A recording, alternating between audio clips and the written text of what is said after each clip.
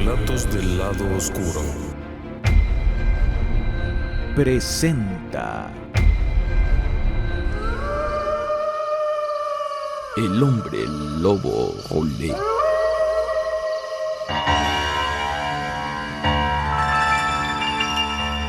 En 1598, en Angers, Francia, se llevó a cabo un juicio contra un mendigo sospechoso de ser un hombre lobo.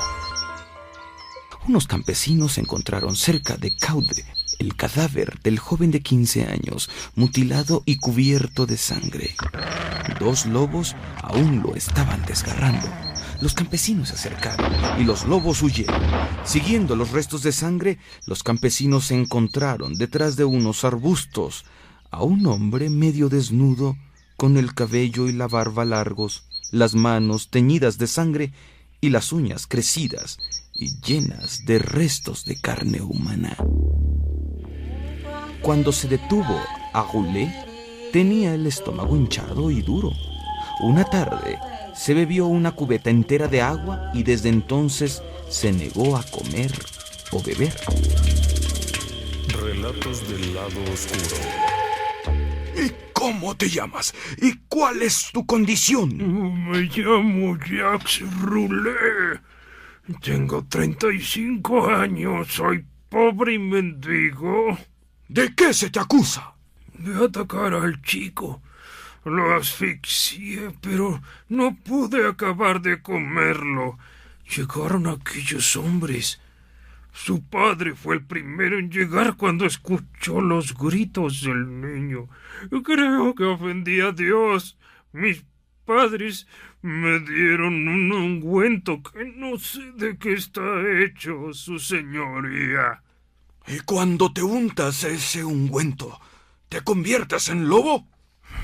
No, pero por eso maté y devoré al chico. Yo era un lobo. ¿Ibas vestido de lobo? No, iba vestido como ahora. Tenía la cara y las manos ensangrentadas porque había estado comiendo la carne de ese joven. ¿Se te convierte en tus manos y tus pies en zarpas de lobo? ¡Sí! ¿Se convierte tu cabeza en la de un lobo? ¿Se te agranda la boca? No sé cómo tenía la cabeza en ese momento. Usé mis dientes. Mi cabeza era como es hoy. ¿Y sabes quiénes eran los otros lobos? Por supuesto que los conozco. Eran mi hermano Jean y mi primo Julien. Utilizan el mismo ungüento que yo. He herido y comido a muchos otros niños. También he asistido al aquelarre. Pues ya que has reconocido las ropas que llevabas, que has descrito perfectamente al muchacho asesinado e indicaste el lugar exacto donde se cometió el crimen, te condeno a muerte.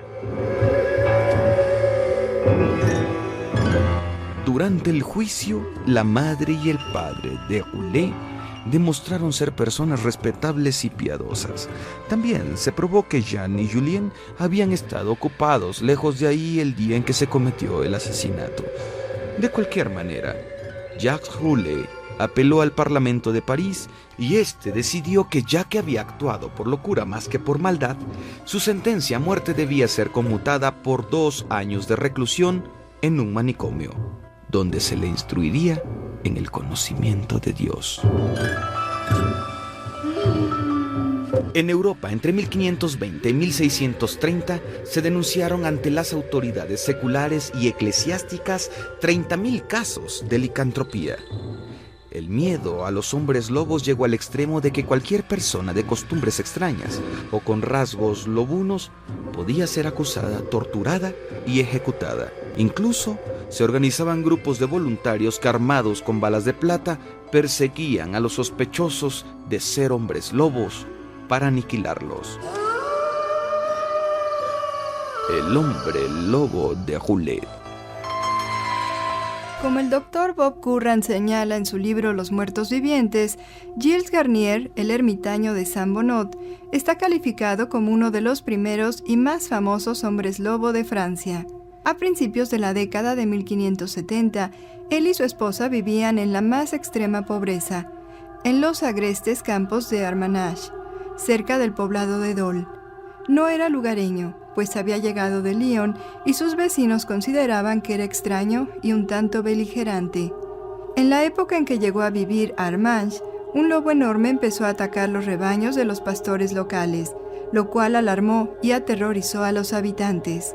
Además, los testigos afirmaban que el responsable de que muchos niños hubieran desaparecido en el bosque era un hombre lobo. Para alarma de muchos padres de la zona, conforme pasaba el tiempo, los ataques eran cada vez más frecuentes.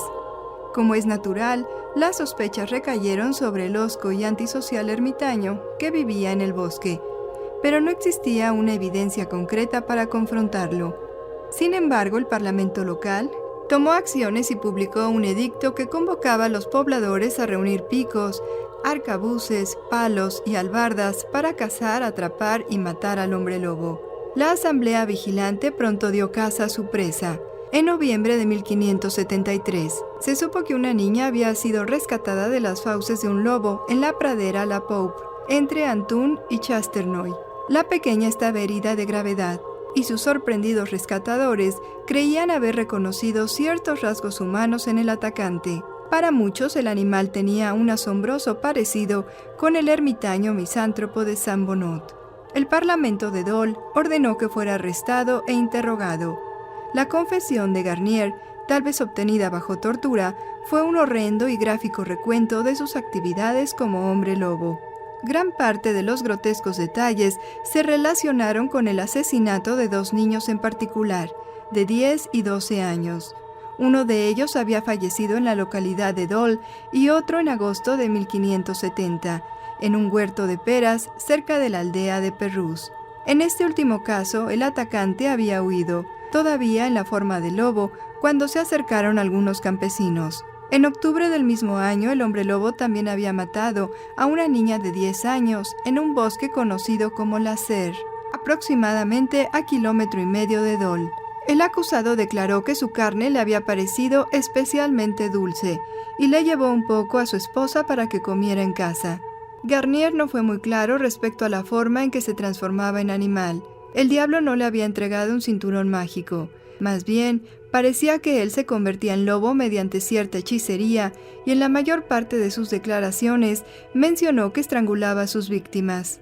¿Será posible que Garnier, confuso y con cierta debilidad mental, solo imaginara que se había convertido en lobo para cometer varios crímenes?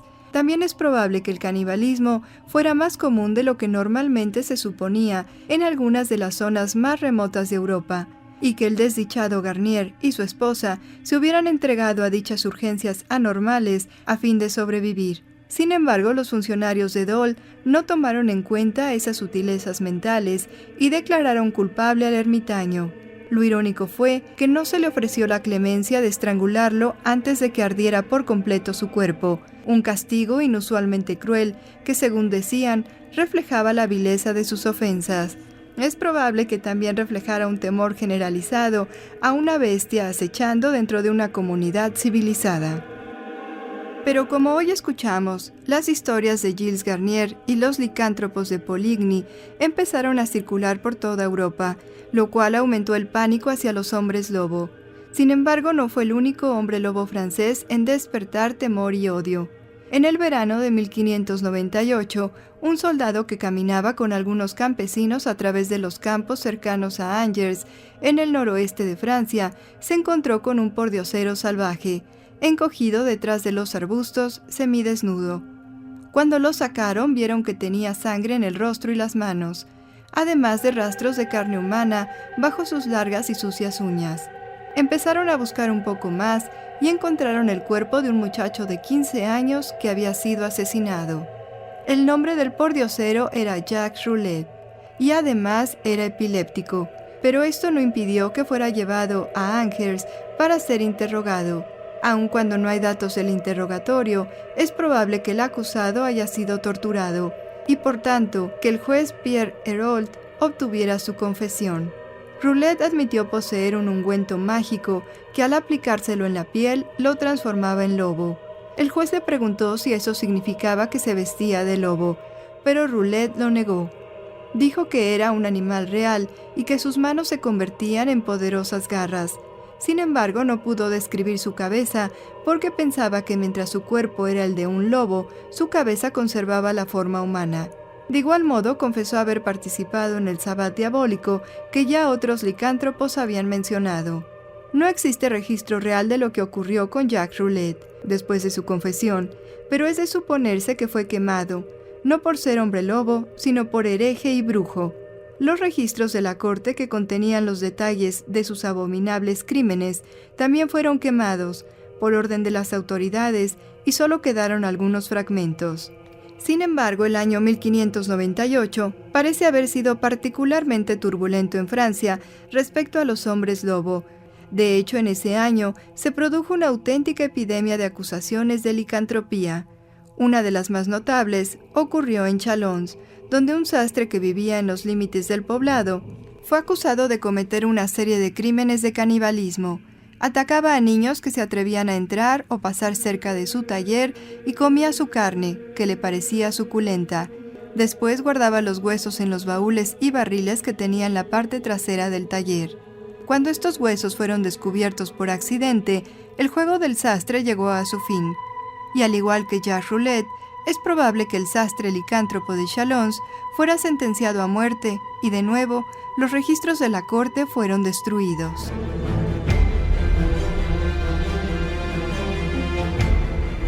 Relatos del lado oscuro. Guión y producción, Tania Sabugal. Voces: José Ramón Cantalapiedra, Michel Marín, Rosa Águila, Carlos Zárate, Yolanda Lemus, Eduardo Sabugal, Laura Gaeta y Alejandro Estrada.